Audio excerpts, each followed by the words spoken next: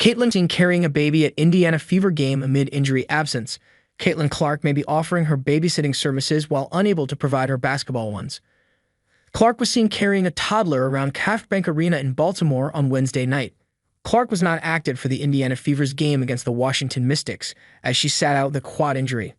Footage of Clark carrying the child was posted to social media by Yahoo Sports. Sports Illustrated reported that the child is the son of Indiana assistant coaches Karima Christmas Kelly and Austin Kelly. Clark's Fever went on to lose to the Mystics in her absence. The team announced on Monday that Clark will miss at least 2 weeks with the quad issue.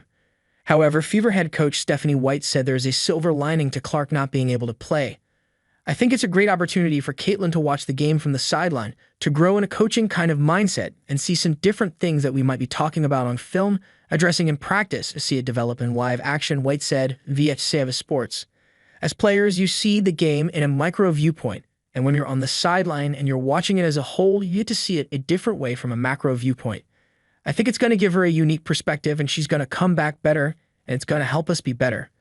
It is great to grow when you're on the floor, but you also see the game at different levels when you're not on the floor, White added.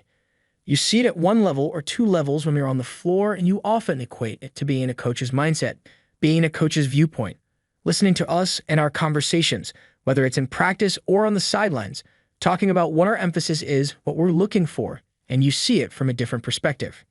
Clark will be out for the team's upcoming games against the Connecticut Sun and Chicago Sky. The earliest Clark would return is June 10 on the road against the Atlanta Dream.